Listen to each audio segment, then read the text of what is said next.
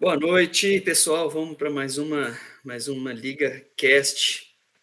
Estou aqui com Pedro De Killer, Madruga, Arthur, Pilo, Matheus, e vamos lá comentar sobre como que foi esse início, né, de temporada aí do Histórico Artesão, com muitas surpresas, muita coisa para a gente comentar, decks novos, originalidade também.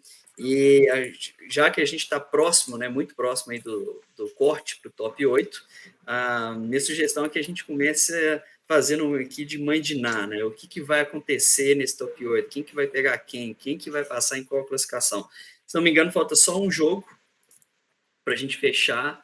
Falta aí só o João com nosso VIP aí, Caoi.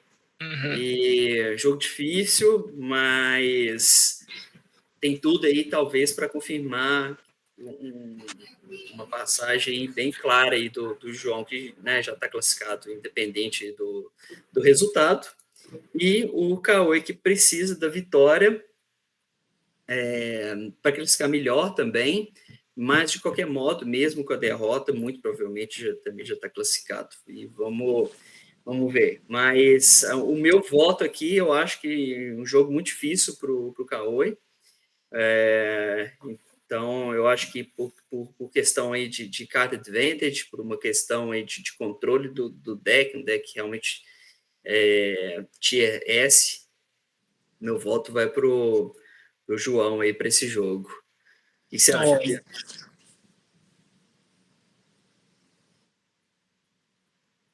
O que você acha, Pedro? Pedro? Você tá mudo. Você tá mudo. Perdão. Boa noite, galera. Pedro aqui. Vamos lá começar mais essa edição do Superliga Cast. Falar desse confronto aí restante, só com uma pequena correção, né? Faltam, na verdade, 2 confrontos, né? Só que o outro não é meio que irrelevante, né? Que é Valadim contra Marcão. Mas, de fato, que pode mexer nesse top 8 aí, realmente é só esse confronto aí de João contra o Shadow, que, sem surpresa alguma, trouxe uma lista Izet 8 Opt, né? Que, na verdade... Dragon's Rage Channeler. Com certeza. Com o Channeler ali, como sempre, né? Camisa 9 do deck.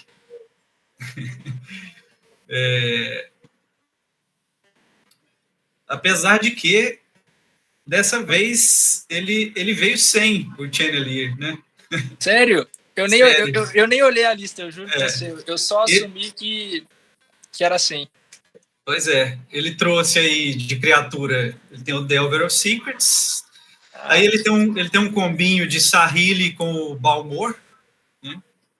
Boa. Interessante, ele trouxe aí um pouquinho dos Zet Tokens, né? Legal. O que é interessante, porque nas últimas versões que ele trouxe para a liga desse deck, ele trouxe o Pyromancer, né? Dessa vez ele tirou o Pyromancer e botou a Sahili no lugar. E ele está trazendo 4 Crackling Drakes também. É o de 4 manas.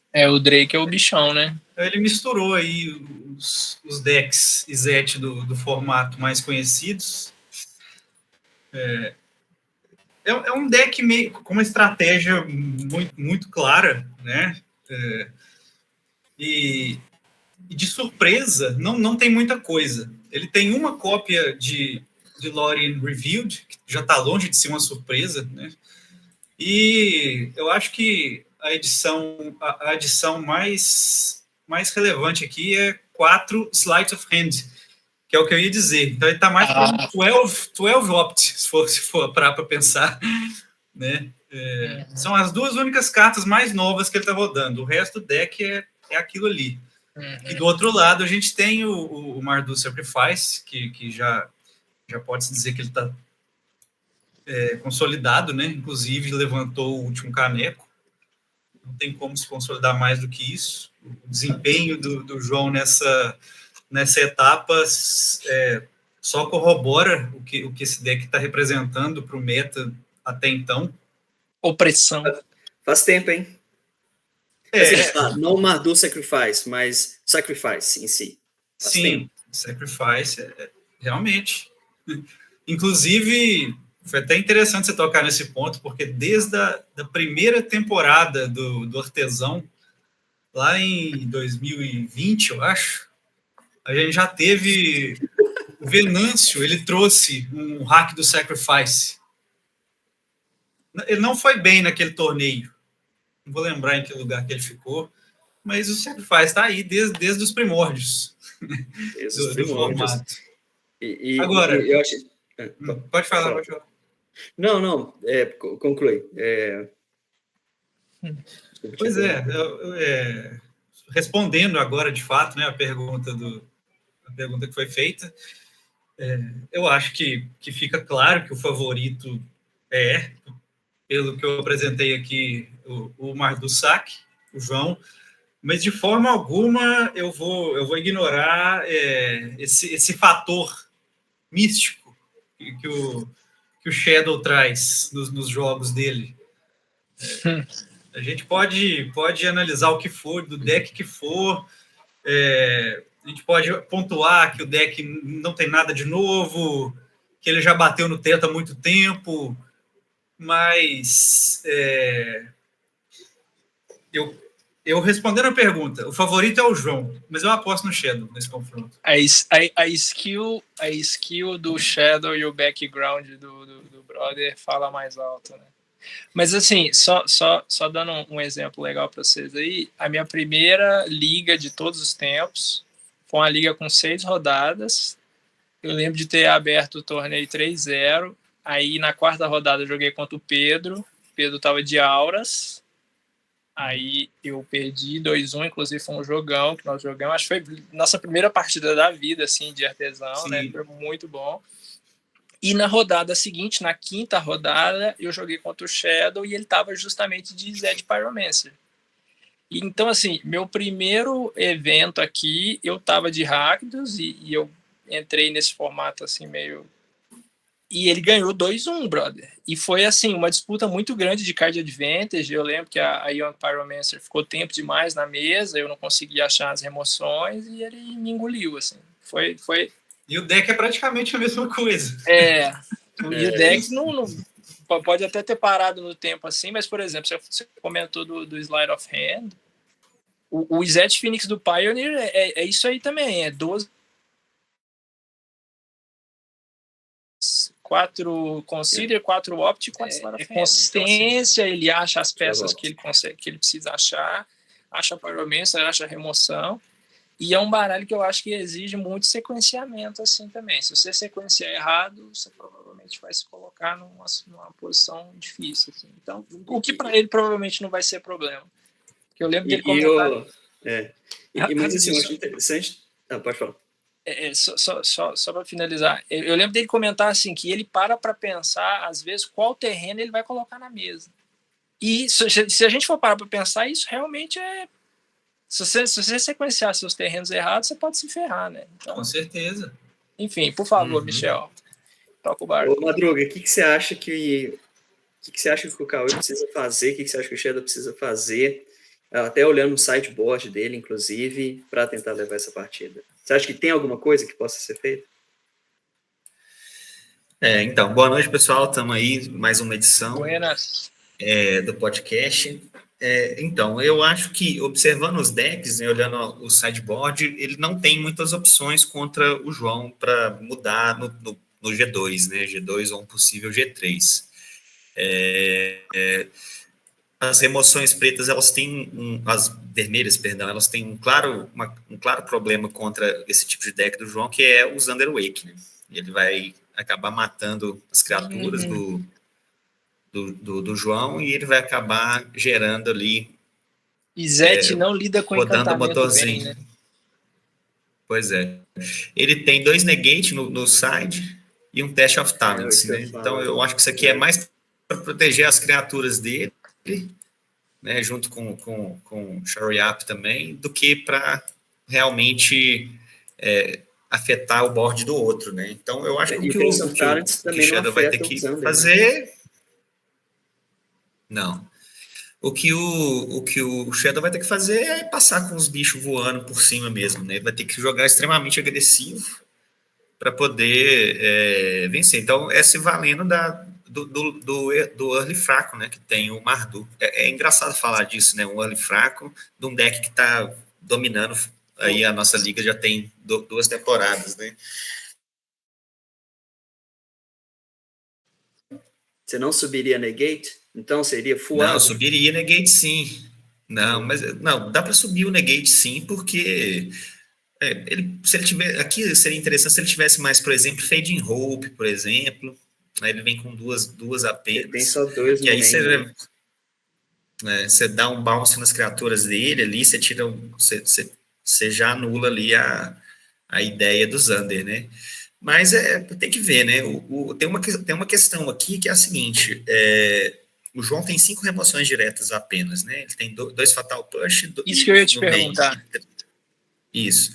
E o Drake tem 4, os 4, né? Então, o Claim Firstborn não vai pegar. Então tem jogo. Eu acho que tem jogo, sim. Com certeza. Mas vai ter que ser um jogo daqueles pro Shadow.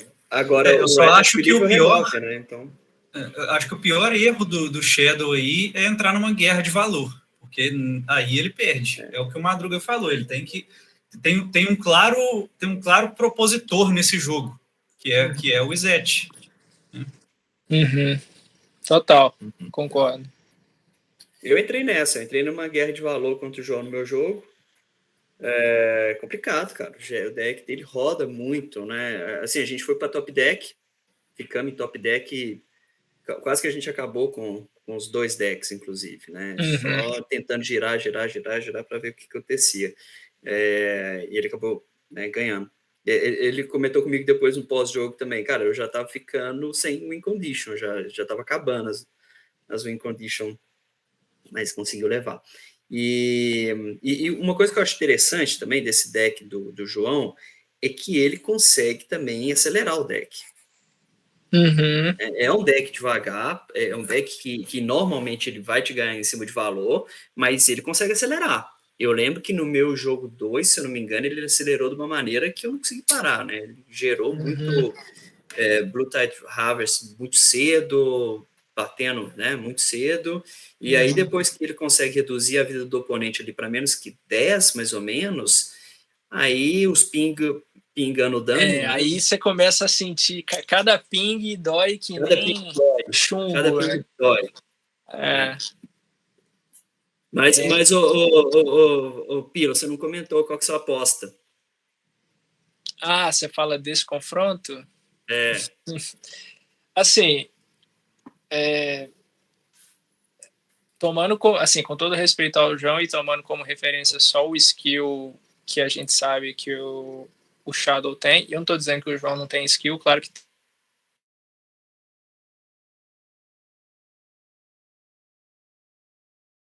isso assim, só que na nossa partida do podcast, tá? Essa é uma opinião do Pilo. Não, total. Mas assim, acho que se você chegar a assistir a minha partida com o João, principalmente o jogo 3, eu acho que foi muito isso, assim, essa coisa do valor que o baralho gera, quantidade de recursos quase que infindável que o baralho tem, e assim, você pode pôr pressão, mas ele consegue se segurar, né? Aí, assim, eu acho que pode, a depender da situação também, você tem fator, assim, de play draw, quem vai começar no play, e a depender, assim, quem compra mais carta numa partida dessa, e outra, né, se eu estivesse jogando de Zet contra um baralho desse, a minha preocupação em relação à remoção, prioridade sempre, tempo todo, Mayhem Devil, assim. Porque você falou que acho que no jogo 2 seu com o João conseguiu te agredir. Eu até fiquei pensando, ele deve ter conseguido te agredir até com o próprio Mayhem Devil, né? Porque uma coisa que, assim, o bicho já não... Ele já oprime com o sacrifício simétrico de ambas as partes. O player que sacrificar uma mágica, quer dizer, uma permanente, é um de dano, só que vem do lado de lá, geralmente, né? Só que o Mayhem Devil é um 3 manas 3/3, cara. Não, e 3 mana 3/3 foge de muito instante do Oh, formato. que isso? Foge de muito instante do formato. Então, Olha, assim, você vê, cutdown não pega. cutdown não pega, fatal push, você tem que setar o fatal push. Você tem que usar o revolt, fatal push você não pega. Você Então, tem que preparar o chato. terreno. Chato, é muito, assim... Não é à toa que é um ex-banido, né? Assim... Mas o Shadow tem remoção suficiente para ele, viu? Não, pois As remoções deles... Mas aí a gente entra naquilo que o Pedro falou. Vai ficar removendo? Vai ficar entrando em guerra de valor? Não, exatamente. Complicado. Assim, para finalizar e responder a pergunta, eu ainda acho que eu colocaria o João, tomando como referência a partida que a gente jogou, as escolhas que ele fez na nossa partida, eu gostei, eu achei assim, o sequenciamento bom, escolhas super acertadas e que me colocaram em posições difíceis. E você junta isso com, vamos dizer assim, né? O cara tá jogando solto, ele pegou o jeito do deck, e o deck é bom por si só também. Do lado de lá, você pode até ter um player muito grande, assim, né? Mas às vezes não é o suficiente. Vou dar um exemplo para vocês que eu estava ouvindo um podcast do Limited Resources dessa semana. O Scott Vargas, vocês já devem ter percebido que eu gosto muito do cara, consumo muita coisa dele. O cara jogou Pro Tour na semana passada e ele conta que, assim, o recorde dele no Pro Tour foi 11-5. Ele teve uma vitória de entrar no top 8. E essa vitória que ele não conseguiu foi num win and in, assim, jogando contra o Lotus Field. Ele ganhou o primeiro jogo e nas outras 2 partidas ele conta que, mesmo com Totsis e Dures vindo do side dele, o brother do lado de lá jogando de Lotus Field, jogando de combo, top decou super bem e, assim, ganhou, levou os 2 jogos em momentos onde ele tinha se colocado numa posição de vitória e ainda assim não foi o suficiente. Então, às vezes você pode estar numa good matchup, né? Você tem certeza que a partida é boa para você, você tem descarte, você tem disrupção, você sabe como parar o combo do cara, mas às vezes o cara compra melhor do que você também. Então, assim, tem muito disso, né? Então, para encerrar, eu aposto no João, apesar de achar que o Shadow é monstro. Se ele ganhar, surpresa zero, né? Lugar comum, a gente já falou disso. Eu queria até sugerir para a gente fazer uma coisa diferente aqui. Ô Pedro, você consegue simular o que acontece com a vitória de cada um deles? Pois é, eu já estava até fazendo esse exercício mais cedo. E eu diria que uma vitória do Shadow até que bagunça um pouquinho a parte de cima da tabela ali, viu? Legal. Olha aí. A gente tem nesse momento o João com 3-0, né? Então ele pode terminar 3-1 ou 4-0. Né? Uhum. Eu vou compartilhar minha tela aqui para mostrar o tabelamento, tá? Por favor. Tá aí. Tá. Pois é. Então o João ele pode terminar 4-0. Nesse caso ele é o primeiro isolado, sem erro. Ele pegou Pillow, Michel, Júlio e vai pegar o Shadow. Desses 4, exatamente Michel, Shadow e dos 4 que o João enfrentou ou ainda vai enfrentar, 3 estão no top 4. Nossa, então eu acho que mesmo que o João perca, ele não perde essa primeira colocação. Olha só. Tá? Pelo PA.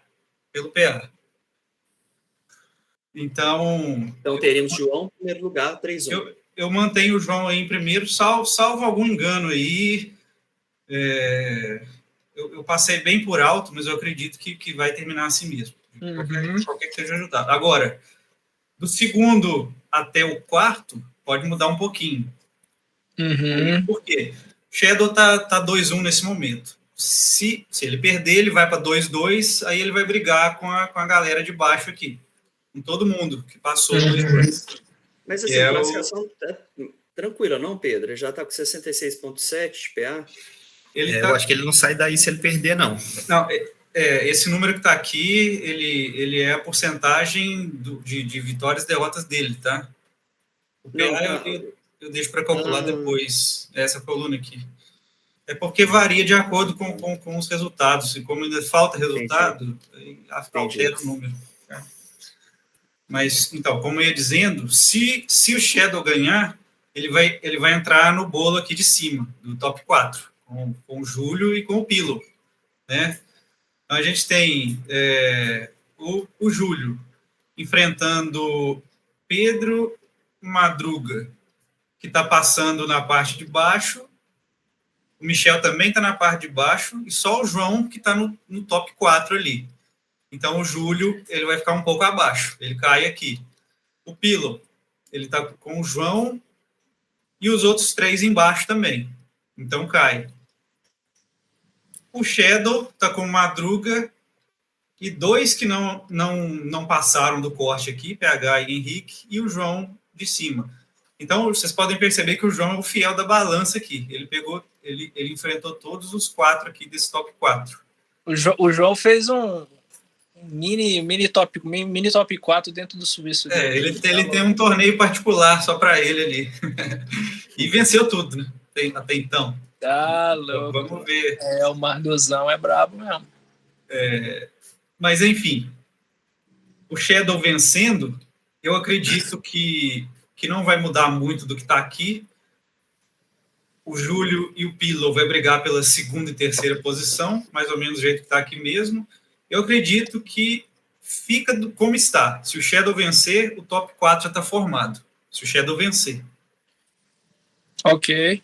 Se o Shadow perder... Nessas mesmas posições, né? Nessas mesmas posições, salvo algum engano. Se o Shadow perder, como ele... Antes da gente passar para o Shadow perder... E o que aconteceria aí do 5º ao 8º com a vitória do Cauê? A vitória do Shadow, isso, tá.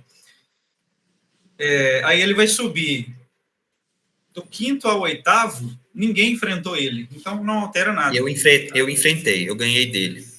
Você enfrentou o Shadow? Foi meu primeiro jogo.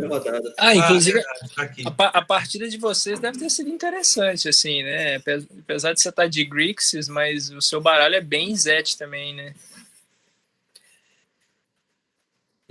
Meu baralho é bem Zet. Mas foi um 2-0, os 2 jogos disputados, né? Apesar do 2-0, não foi dominante. Por exemplo, no segundo jogo, ele ficou por 1 de me matar. Ele tirou o Casus lá, fez o cálculo e foi por 1. Se tivesse voltado mais um turno, eu teria morrido. Senhora. Mas esse 5º ao 8º aí, ô Pedro, isso ainda, né, não tem o critério de desempate aí, né? Pelo que eu estou entendendo, é isso? O único critério de desempate que eu coloquei aqui foi o aproveitamento de jogos. Só que esse é o 3º aproveitamento. Esse é o 3º critério de desempate. O 2º é o PA. Né, que ele é calculado só quando todos os jogos são realizados. Então esse do 5º ao 8º. Pois é, do 5º ao 8º aqui. Se o Shadow vencer, o PA do Madruga vai subir, porque o Madruga enfrentou o Shadow. Então ele vai se beneficiar com essa vitória. Só que eu acho que, como o Madruga já veio pegando a parte de cima da tabela, eu acho que ele não muda muito disso aqui também. Acho que ele não vai variar daqui. Pode ser aí que entra. Se o Shadow perder, aí pode gerar mais mudança na tabela. Porque se o Shadow perder, ele vai cair um pouco. Ele fica 2-2. Ele fica 2-2, ele vai juntar, aí em vez de 5º ao 8º, vai ser 4º ao 8º, porque vamos ter 5-2-2. E como o PA dele, ele enfrentou o PH e Henrique, que ficaram de fora do corte, ele vai cair. Ele vai ficar na parte de baixo do corte. Se ele perder, é possível que ele fique em 7º ou 8º. Então, a gente tem o Michel aqui, que enfrentou João e Júlio. A gente tem o Madruga, que enfrentou Pillow, Júlio e o próprio Shadow. Né? Eu enfrentei o Júlio e o Michel, e o Mas Mike... você tá na parte de baixo, né? Então... E você está na parte de baixo, então já conta mais para baixo. E o Mike pegou o Michel e o Pillow também. Então eu diria que o 7º e 8º vai ser eu e Mike, de qualquer jeito. Uhum. O Shadow deve ficar em 6º se ele perder. E eu, se ele ganhar, ele fica em 4º. E vocês dois, Madruga e Michel, ficam ali na meiuca. Seria isso aí. Muito bom. Falei muita coisa, não sei se deu para entender tudo. Não, tá legal, tá claro. Bom, vamos pegar o gancho. Pode falar, Pedro. Só de curiosidade, abaixo do Mike, todos os outros players estão com pelo menos 3 derrotas, né? Exatamente. Então essa turma... E com potencial para um ter 4 derrotas, né? Só uma curiosidade aí que me chamou a atenção. A gente, às vezes, né, vira e mexe, a gente sempre fala dele. Todos os 3 jogos do Valadinho foram 2-1. E ele jogando com uma lista de Affinity, meio Boros Affinity, alguma coisa assim. Quando eu vi isso, eu falei, caramba, os 3 jogos do cara foram pro Game 3. Eu fiquei pensando assim, as coisas podem ter sido bem apertadas para... Claro, fechar 0-3, ou você fechar uma rodada 0-3, ou 1-4, ou 0-4, enfim, mas eu fiquei pensando que talvez as partidas ali tenham sido bem interessantes, porque esse baralho que ele trouxe não é um baralho ruim, assim. Os Affinities já se provaram ameaças reais, eu acho. Com certeza. Trouxe algumas novidades, inclusive, né? Olha, já que eu não tinha visto ele tanto. Já que trouxeram a tabela, eu tenho duas observações para fazer. A primeira é que a gente teve um WO na primeira rodada, né, entre o Marcão e o PH, e esse resultado afetou no sentido de que, caso esse jogo tivesse sido de fato realizado, pode ser que 2/2 tivesse ficado de fora do corte. Uhum. Que a gente teve. Realmente. Com certeza ficaria, na verdade. Talvez até o próprio PH, né? Ele poderia estar numa briga um pouco mais forte, porque ele trouxe uma lista sólida, né, cara? Não que a lista do Marcão não fosse sólida também, né? Não, mas aí a gente entra em outra seara, né? Vamos deixar esse tópico mais para frente um pouquinho. Bom, aproveitando, falando, né, daqui da tabela, acho que a gente pode seguir o que está na tabela, e eu queria trazer um dos temas mais interessantes que eu acho que a gente sempre fala e que sempre agrega muito surpresas, né, e decepções. Total. E vendo a tabela aqui, a gente já consegue, né, ver o que pode ter sido de surpresas e decepções aqui. Eu vou começar. Eu acho que, assim, para mim, pessoalmente falando, a maior surpresa Bom, começar falando da decepção. Eita!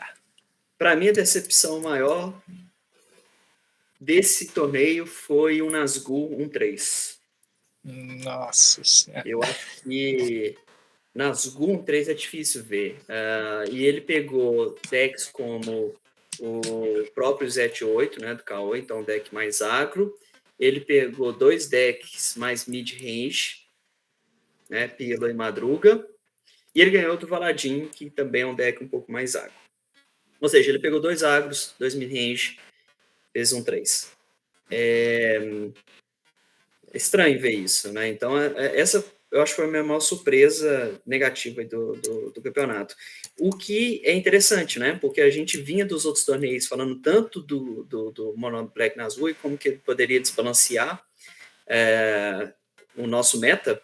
E eu tô vendo que para a próxima temporada não vai ter muito mais preocupação com Mono Black Nazgûl.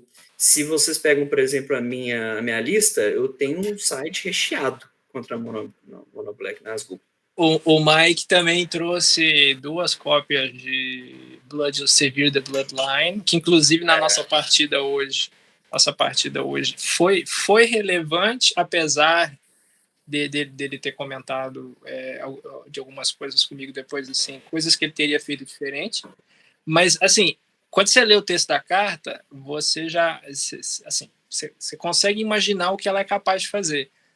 só que quando ela faz o que faz mesmo, é impressionante, né?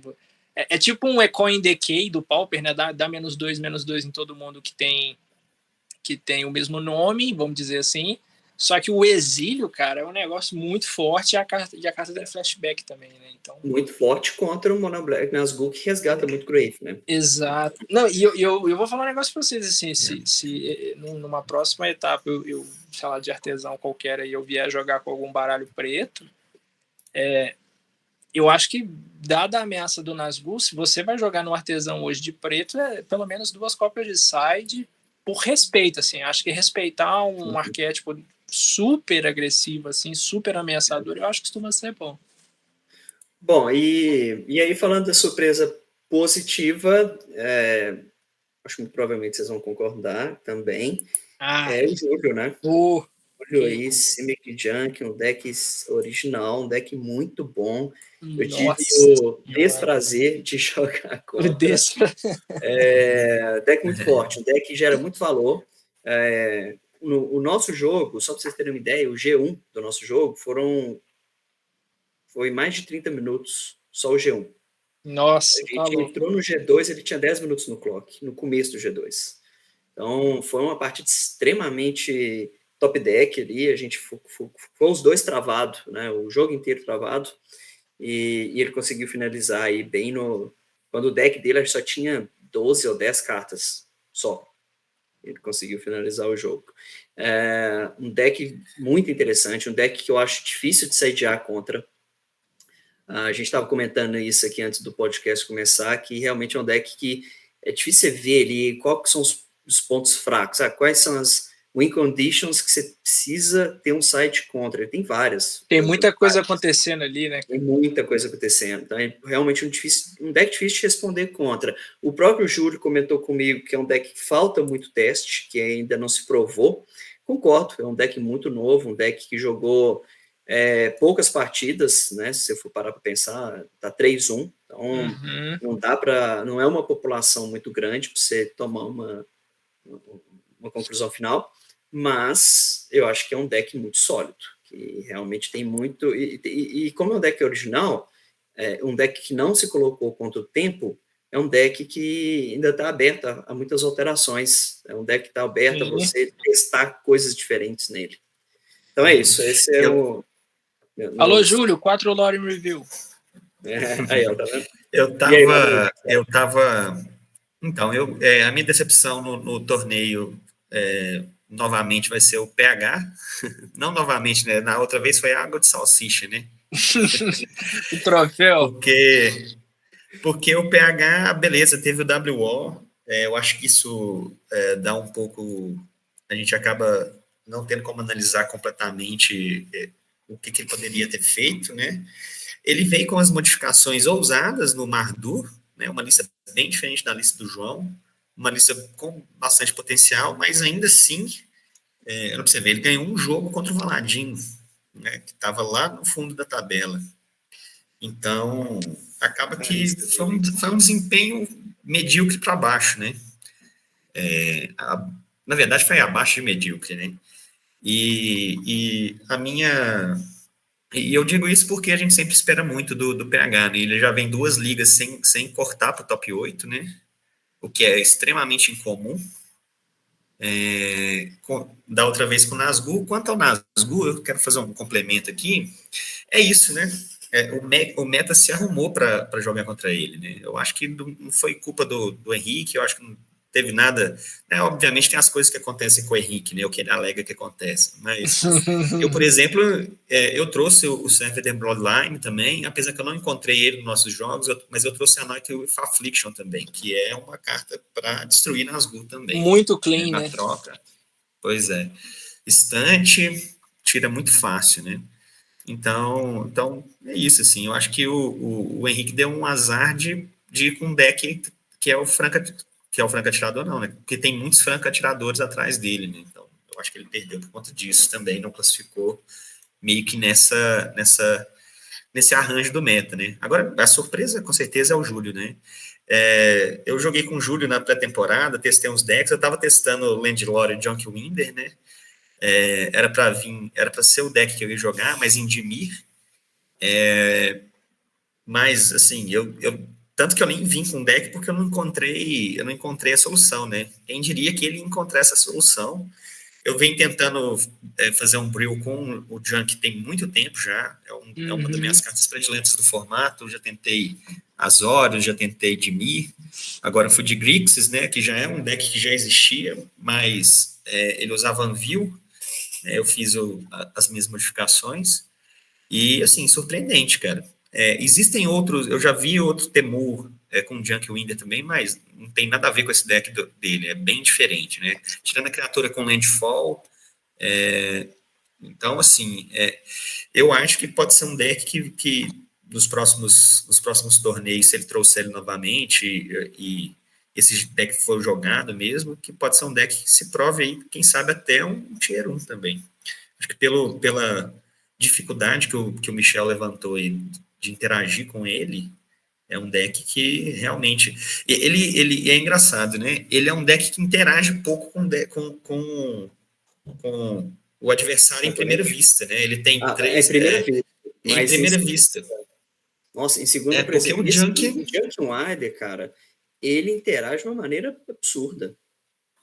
Retardado. Ele tira o bloqueador, ele tira seu próprio bloqueador da frente, né? É um 5-6 que você vai descer. Ele tira o seu atacante também. É muito forte. Exatamente. Você toma um marcador de stun. Pois é. O Pillow View, né, a gente jogou, de repente, você tá com 20 PV, se eu tiver um Jonk Winder e uma Sahel na mesa, por exemplo, você vai tomar 10 na sua cara. Você vai perder em 2 turnos, se você não remover. Inclusive, assim, até esse momento eu ainda não publiquei. Nossa, você vê, nós já estamos na 4ª rodada, eu ainda não publiquei a nossa partida da 3ª, mas pretendo fazer isso em breve, assim. Mas é muito isso que você está falando. Eu nunca tinha jogado contra a carta, e da maneira que você ganhou o jogo 1 e quase ganhou o jogo 2 também, é isso mesmo. O impacto do Junk Winder, da habilidade do Junk Winder nas criaturas do oponente, cara, porra, faz muito estrago, porque o stun counter é real, assim. É um retardo Eu joguei absurdo. contra o Júlio. Eu joguei contra o Júlio. O Pedro falou isso e no nosso jogo aconteceu a mesma coisa. A gente conversou, eu e o Pedro. O deck dele tá ali, parado. Parece que não tá acontecendo nada. E aí, de repente, tá vendo ficha, fazendo não sei o quê, comprando uma cartinha aqui, outra ali, de repente o trem vira um estouro da boiada ali. É muito impressionante, assim. O meu primeiro jogo, eu tive a mesma sensação que você tá falando. Não acontece nada e de repente acontece muita coisa ao mesmo tempo. No segundo jogo, já foi diferente. No segundo jogo, ele veio totalmente agro e, assim, dominou o jogo. Por quê? Desceu 2 Landlore. Desceu 2 Landlore, eu não consegui responder eles, eu não vim com remoção na mão. E, cara, 2 Landlore na mesa é um combo, né? Porque os dois vão gerar mapa e os dois vão gerar o Thieving Mag. Vamos concordar aqui, gente. Você colocar um pássaro 1/3 de graça, quando ele causa dano, você compra uma carta. Porra, a galera do Alchemy também, os caras têm hora que tá louco. É forte. E aí, cara, virou uma bola de neve no turno 3. E a tendência é só piorar, viu? No turno 3 eu já vi que o negócio já tinha ido pro... Porque, assim, no turno 3, ele já tinha 2 Landlore, 2 Thieving Magpie. No turno 3, não, desculpa, turno 4. Na mesa. O que você remove? Você remove... Você nem sabe o que você remove. A risada de nervoso do cara. Então, assim, é um deck que ele também pode ser rápido. Um deck também pode ser rápido. Agora, algumas decisões desse deck dele eu ainda não consegui entender tanto. Por exemplo, trazer o Crypt no main deck, por exemplo. O que é uma cópia solitária de Tormod Script, né? Ele é 0 mana, né? Você desce ele, às vezes você precisa daquele complemento para você ativar o Landlore, você desce trigger, ele. Né? Pode ser, faz sentido. É um trigger, pode ser mesmo. E é um formato que tem bastante interação com o cemitério, né? Então, uma cópia. Poderia ser um ornitóptero, poderia ser outra coisa, mas eu não vejo. Eu vi e falei assim: ele vai ajudar a dar o trigger, né? Posso só fazer um negócio meio off-topic rapidinho, aproveitando que o Michel tá com a tela compartilhada? Vai lá, manda ver. Michel, por gentileza, acessa o Scryfall aí, só para eu mostrar para vocês um negócio lá do submundo do Magic Arena. Porque vocês falaram de artefato de 0 mana. Vamos botar uma pimentinha aí. Se você puder tirar a sua página da Superliga e colocar no Scryfall rapidinho. Talvez vocês já conheçam, né? Se vocês que jogam italiano, talvez não. Quem estiver ouvindo também talvez conheça, talvez não, mas ainda assim. Eu nunca experimentei a carta, mas vai em busca avançada. Deixa eu só mudar aqui. Aqui a gente já consegue ver a sua tela. Mas é porque eu estava apresentando também as...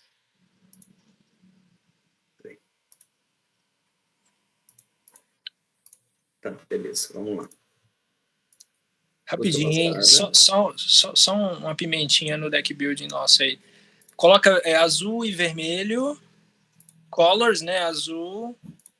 Exatamente essas cores, acho que pode ser. Desce um pouquinho, por favor.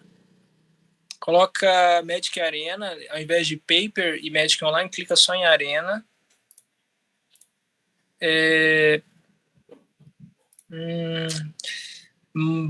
Mana velho, coloca exatamente 2. Um pouquinho, logo abaixo. Equal to.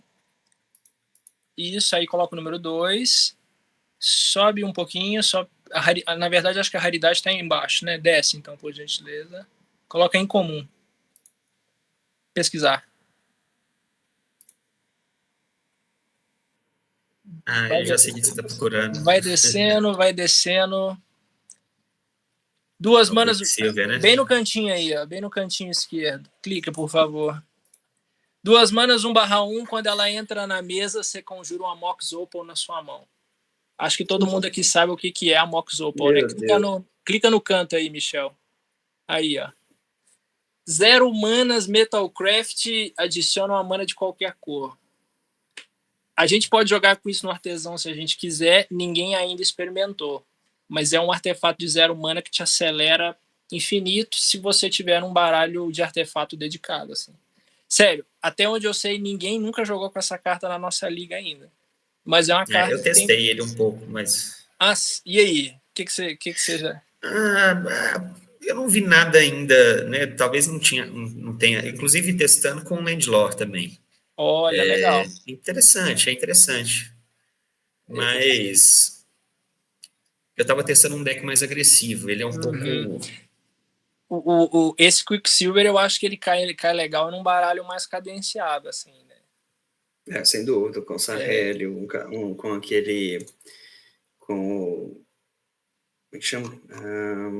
Gleaming Gear Drake, né? Isso, também. Drakezinho. E assim, eu tô citando a Mox Opal aqui, porque você consegue ver o tanto que a galera do artesão perde a mão um pouco, porque a Mox Opal é uma carta banida no Modern há um tempo já. Acho que desde 2019 que ela é banida. Então, assim, eu não sei qual o tamanho do impacto disso num formato igual ao nosso, mas mas ela é banida de maneira crua, né? Quero dizer, de você sair com ela na mão, descer ela no turno 1. Né? Que aí sim o impacto simplesmente você tem que pagar 2 manas para conjurar ela já, mas ainda assim continua sendo uma free spell, entendeu? Eu acho. Sim, claro. Mas voltando, perdão, assim, só foi uma parada meio off topic, mas eu já tava para comentar isso com vocês há um tempo já. Pedro, e aí? Decepções e surpresas, só não vai falar que de novo não acredito que você vai falar de novo que isso é decepção sua, né? Ou vai? Todo torneio que eu não passar em primeiro no corte, eu vou considerar uma decepção minha. Então tem muitos torneios que é uma decepção, hein? Com certeza. Já deveria estar acostumado. O nível de exigência tá. Mas assim é que é bom. Não é o nível de exigência, não. Parece que é o nível do jogador que é meio baixo, né? Não. Olha, gente, respeito, brother. Brincadeira. Enfim, vou responder a pergunta do âncora do podcast. Surpresas positivas. Não tem como não citar o Júlio, né? Julião. Nem pelo jogador em si, nem pelo que ele já mostrou, porque ele já mostrou coisas interessantes, né? Nessa nossa liga. Mas o fato de ele ter trazido uma lista aí autoral e tá brigando no alto com ela, com certeza ele se credencia aí como uma das surpresas positivas. Só que eu acho que ele não está sozinho nessa. Ele estaria, na minha opinião, mas eu tenho até uma pequena provocação para fazer. Eu diria que os confrontos nesse suíço acabaram ajudando esse desempenho dele. Porque eu acredito que em um meta mais agressivo, ele passaria mais dificuldades. Né? Concordo. Então, ele não pegou aí... ele não pegou aí o agro, né? Ele não pegou o Affinity do Valadinho, o Merfolk do Marcão. Então, foi o que foi falado, né? O deck ainda não tem um corpus ainda para ser estudado amplamente. Então, fica esse sinal, essa pequena ressalva nessa minha análise, mas concordo que é, de fato, uma surpresa positiva. E eu coloco ao lado dele o próprio Shadow, porque, apesar de todo mundo tá careca de saber a qualidade do jogador, né, o que ele representa aí para a comunidade como um todo, ele trazer um deck antigo, eu acho que a gente pode chamar o deck dele de antigo. Old school. Old school. Clássico. Vintage. Enfim. E conseguir se manter relevante aí com mínimas alterações, inclusive tirando 2 adversários diretos da frente. Ele enfrentou o PH e Henrique, ambos com decks top tier no meta, né? Mono Black Nazgûl e Mardu Sacrifice. Conseguiu vencer os 2 e foram justamente essas vitórias que o colocaram onde ele está nesse momento, né? No top 4. Então, eu diria que, se não for uma surpresa, eu acho que pelo menos precisa ser marcado, ser pontuado. Interessante você ter comentado isso, Pedro, porque a gente está aqui comentando, a gente começou o podcast comentando das predições aí para o confronto dele contra o Mardu Sacrifice, só que a gente não comentou que ele já ganhou de um Mardu Sacrifice. Exatamente. Apesar das listas terem algumas diferenças. As listas são diferentes, tudo bem, mas Mardu Sacrifice. Pois é. Tem o Devil. E agora, decepções, para a surpresa do meu amigo Madruga, eu não estou entre elas dessa vez.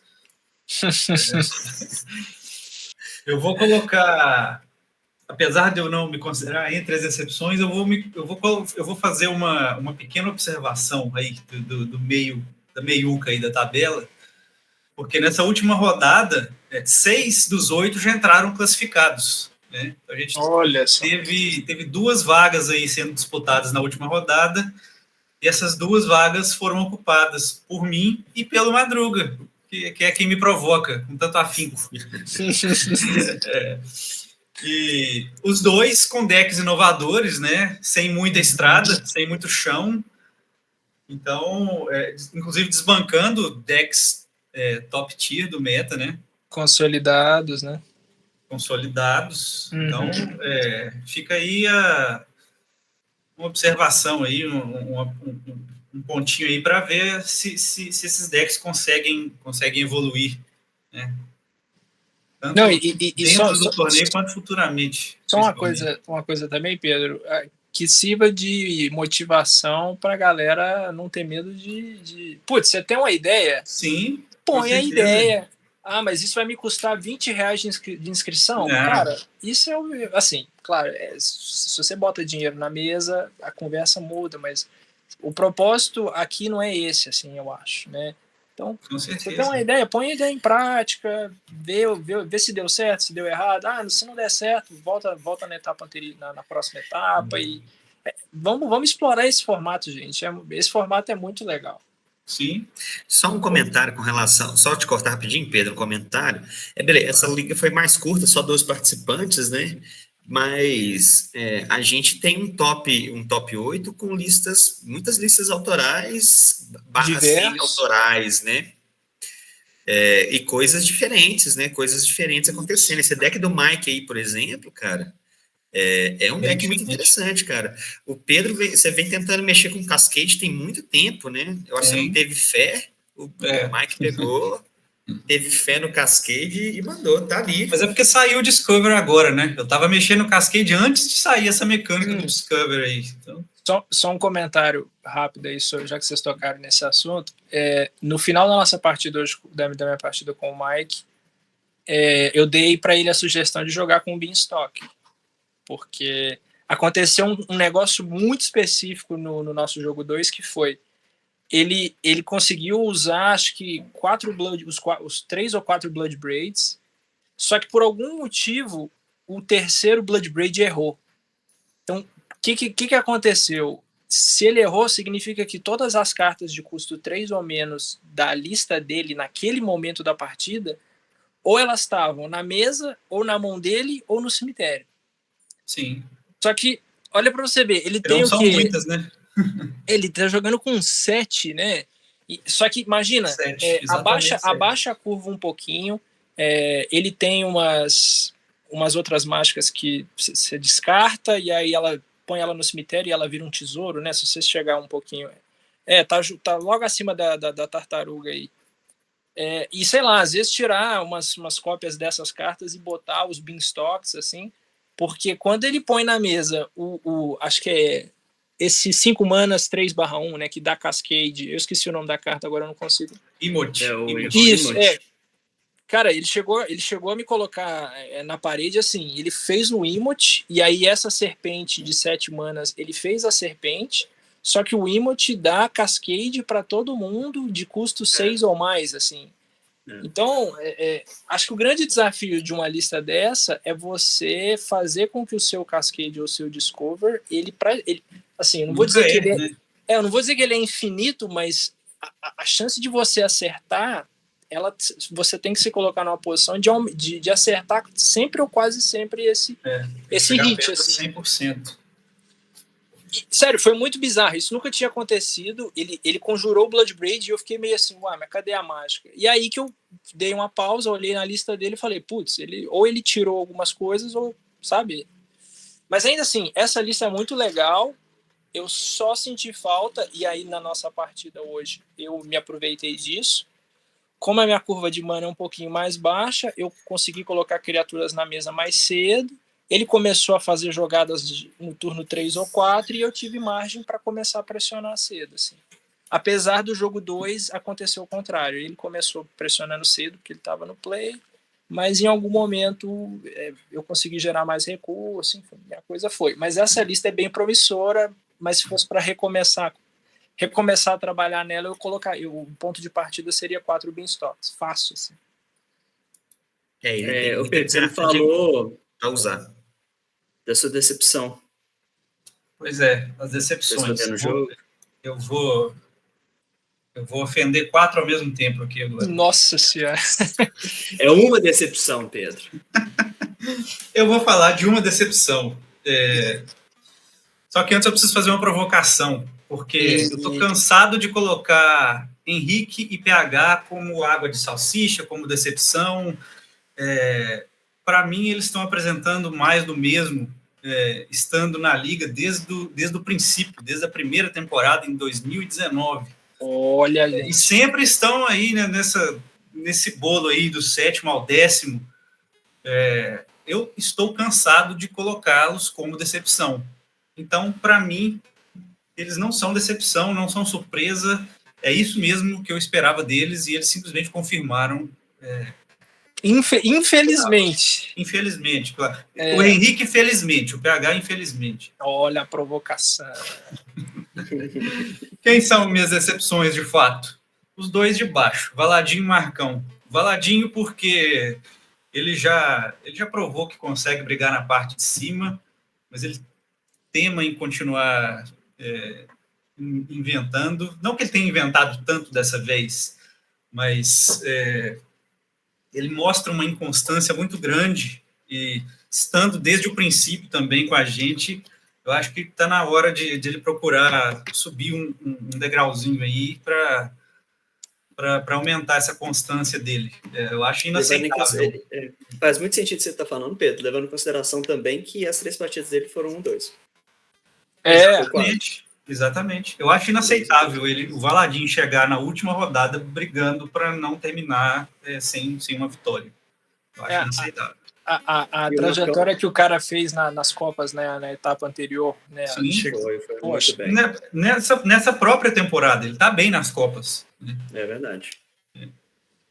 E o Marcão eu coloco como decepção porque ele já mostrou que consegue jogar, que consegue competir. Ele já tem um 3º lugar na liga.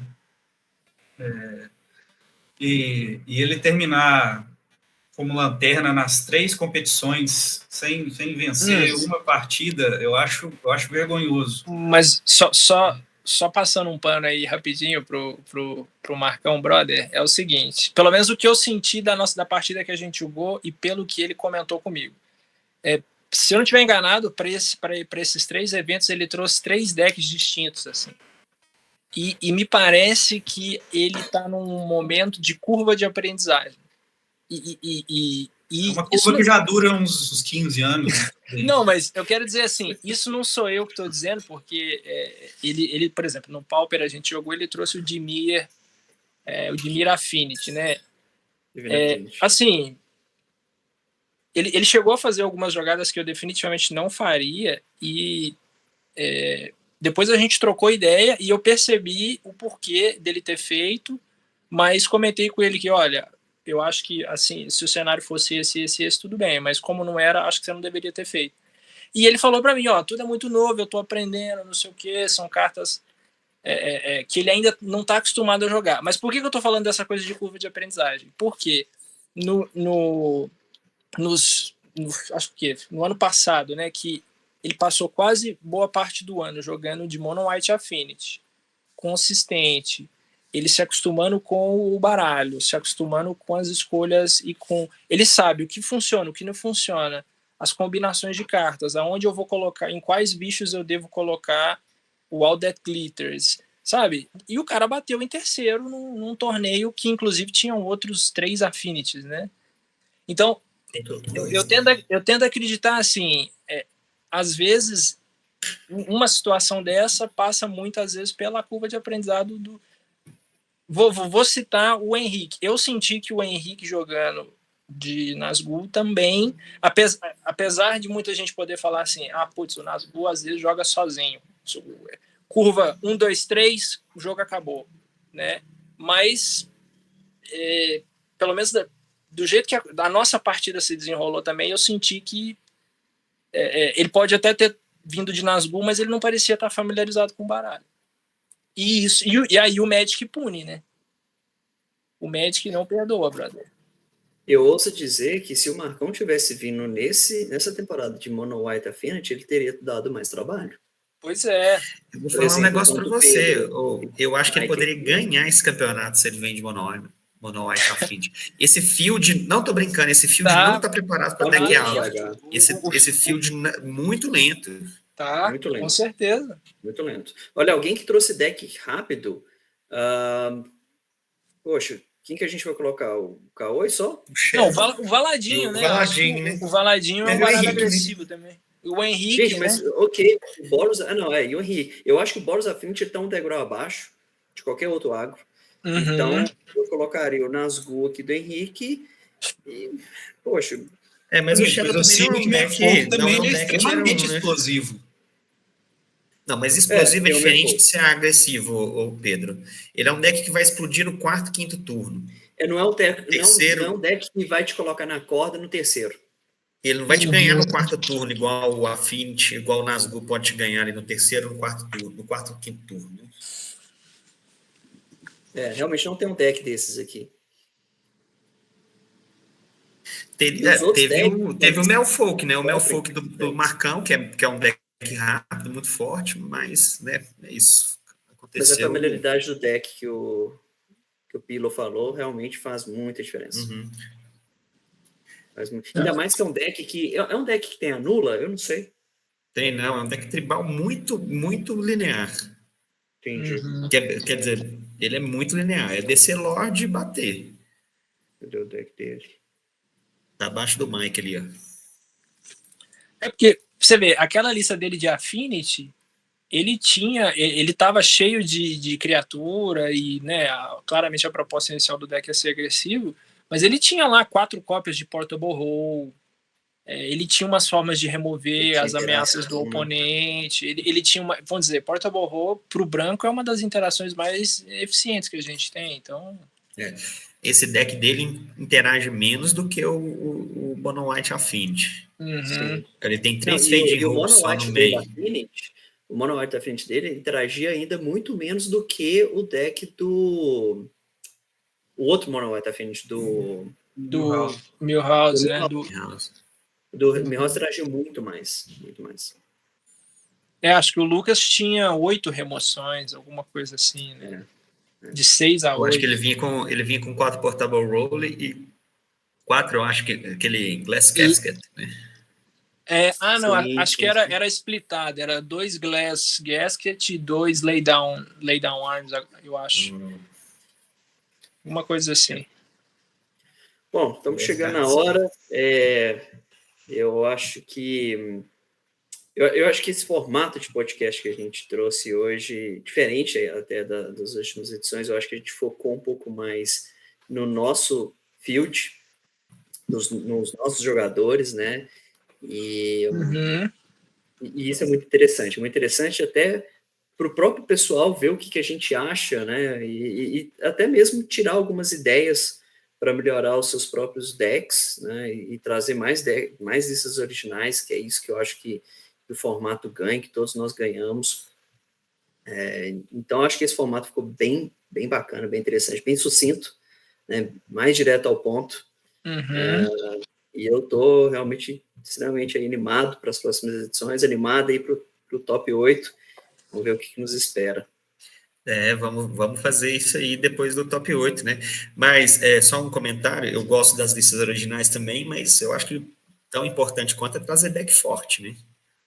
Eu acho que eu gosto de deck forte. Para competição. Para testar as listas originais, né? Exatamente.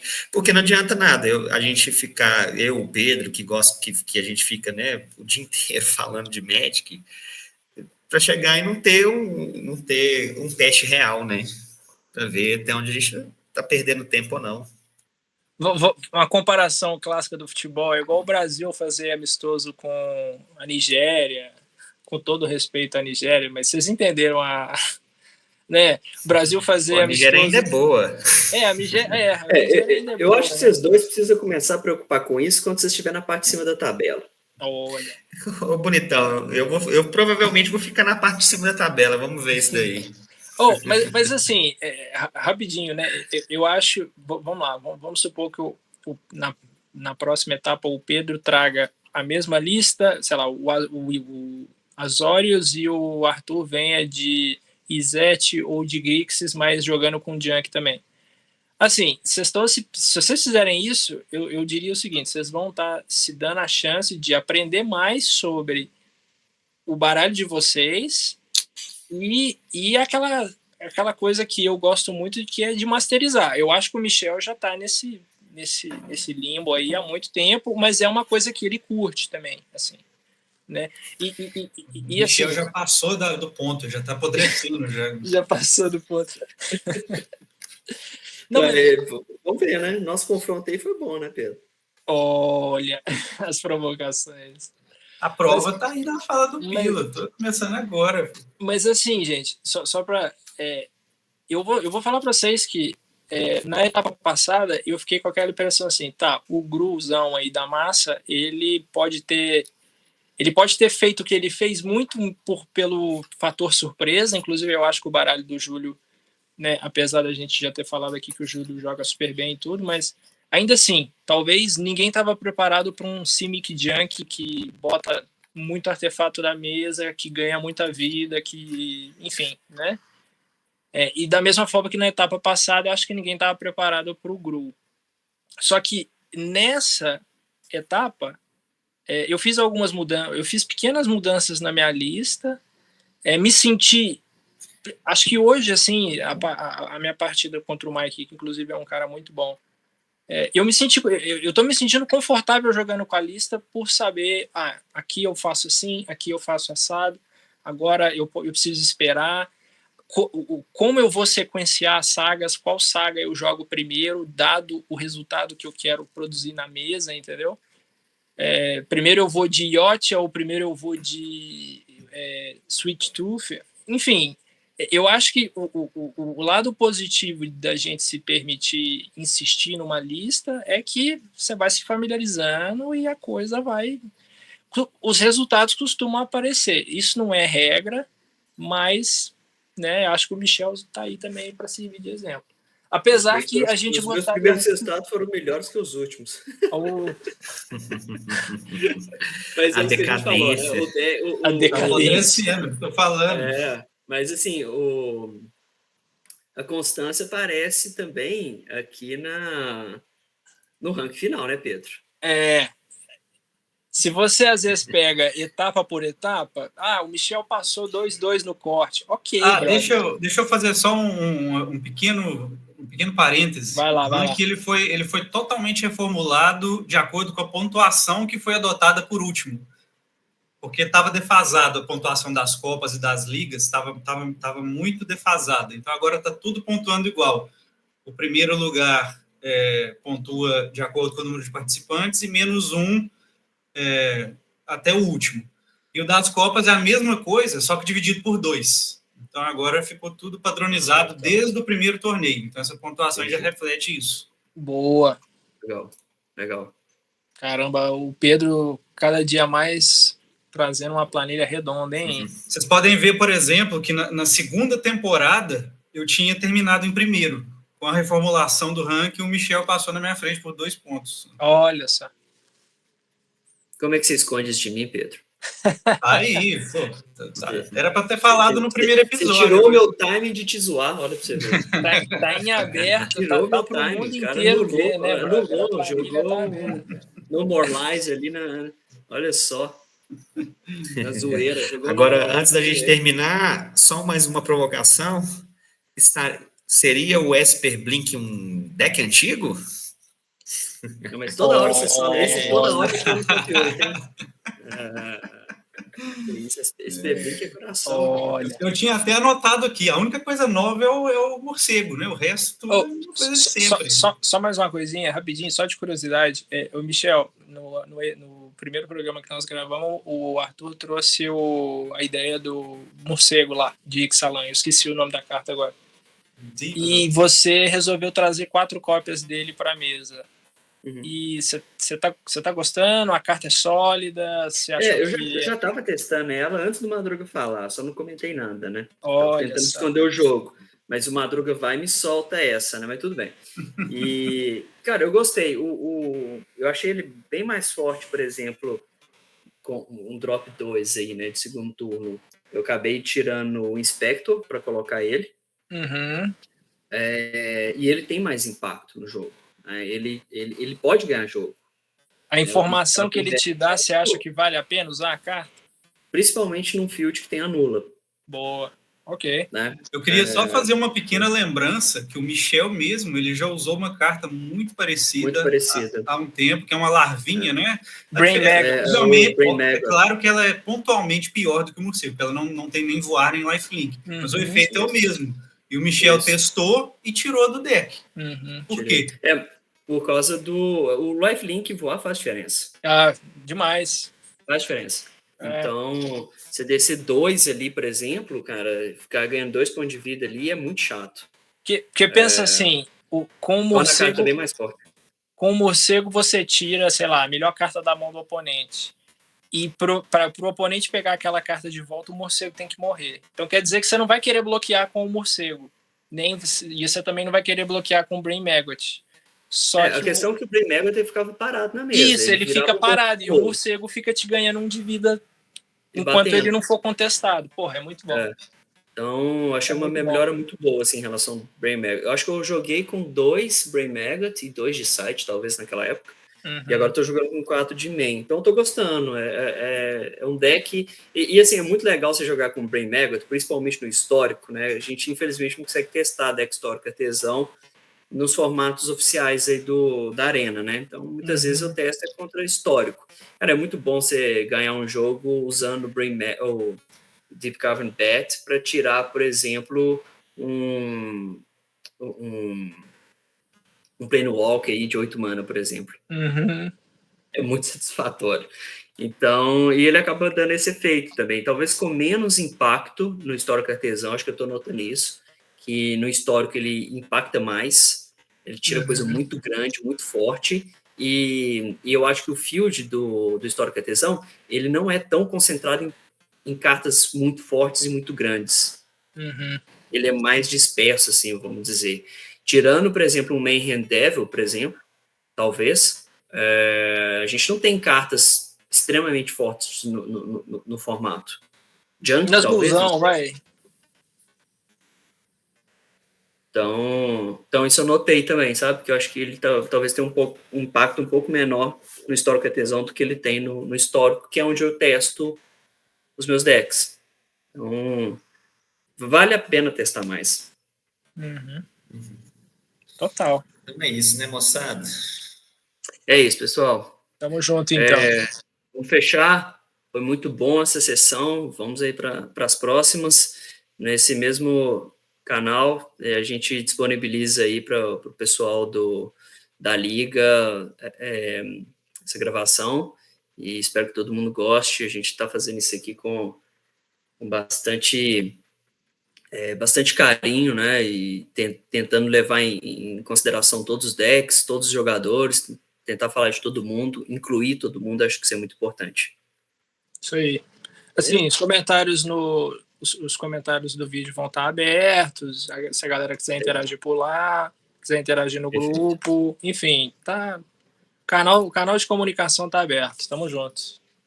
Volta, Marcel! Fica a dica, né? Valeu. Valeu, galera. Abraço.